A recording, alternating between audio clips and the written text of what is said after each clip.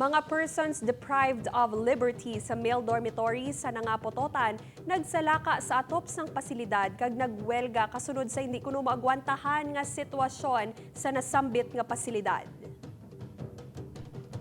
Warden sang pasilidad, Luyag, Manila, Pahalinon. Si John Sala nakatutok live sa Banwa sang Pototan, Iloilo. John?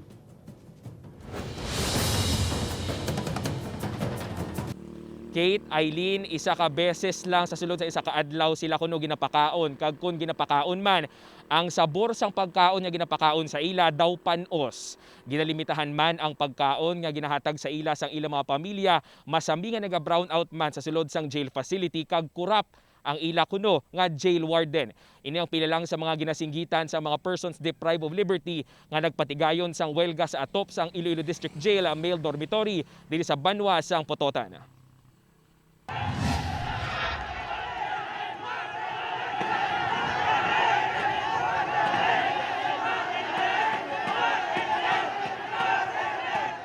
Gutom na kami. Warden, layas. Bidya, sulod. Ining ginasinggitan sang ginatos nga mga persons deprived of liberty nga nagsaka sa atop sang pasilidad agud magpatigayon sang welga. Sang primero, wala ginpanugutan ng makatapos ang media nga makasulod sa pasilidad. Gani pinaagi sa singgitanay, ginpalabot sa mga PDL ang ilahi bubunot. Kamansuhan kami nila! Walang kabilog! Isa kasi mga katuloy! Alin alas 7 sang aga ang pagwelga. Naghaboy man sang sulat ang mga PDL na tuhoy sa ila hindi na magwantahan nga sitwasyon. Suno sa ila, may botelya ang kanon nga ginaserbe sa ila. Kulang na gani ang rasyon sang isda, dunot pa kuno ini. Ginabuhinan man kuno ang ginapadala sa ila nga pagkaon sang ila mga himata agod sa Tiangge sa sulod sang jail facility sila mabakal sa diin ang presyo tuman kamahal. Ang baboy kuno ginabaligya pa sa ila, apang ang kwarta ginahatag sa ila sang ilang mga himata ginalimitahan lang sang talatapan. Kag ang labaw sa tanan ang ila ginasinggitan nga ang ila warden nga si Chief Inspector Norberto Misiano Jr. dapat pahalinon sa pwesto. Suno kay alias May apisal nga malapit isa ka bulan pa lang ang nahunong sa nasambit nga pasilidad ng iya kahagugma king pakigbahin na sinikon ano kabudlay ang ila sitwasyon sa sulod. Kaya hindi ko na makaon ang mga kalanon sa sulod. Daw damog ko no. Ay sinaluoy kaman sa ilang amo na ang kahimtangan nila bala sa sulod. Mapatigayon kung tani isang nakaschedule nga misa ang talatapan kag gingamit sa mga PDL ini nga tion agod makasaka sa atop kag magpatigayon sang welga. Suno sa spokesperson sang BJMP6, wala sa kamaturan ang mga ginasinggitan sa mga PDL. Ginpadlock nila ang entrance nga pagkadto si babaw, so wala na sang makapanaog sa dalom. Ang aton nga pagkaon regular man ina no, may ara kita nga food service supervisor nga naga-supervise ang ilang pagkaon.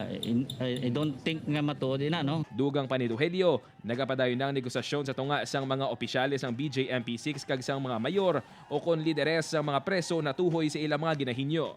Ang ini nga insidente was triggered no sang movement last week no, sang Thursday. Because we have a new building right there para ma-utilize in nga building, and we have transferred initially last week ang 44 naton ka mga PDL nga considered high risk, high profile kag high value PDL.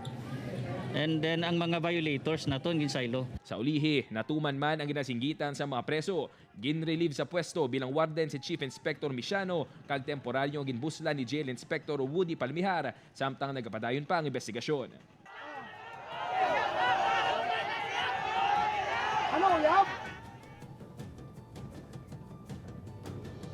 Kate, update lang gid subong lang gid nagsulod nga impormasyon sa baylo nga si Jail Inspector Woody Palmihar ang gindesignate na subong bilang bag-o nga jail warden sang jail facility amo si Chief Inspector Denver Beltran. Subong lang gid nga hapon na naog sa atop sang jail facility ang mga PDL nga nagpatigayon sang welga.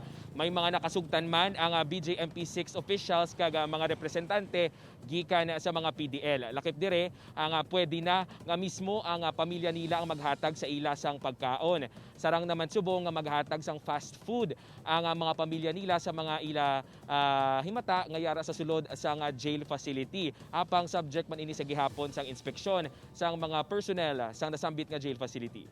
Kate? Madamo nga salamat, John Sala.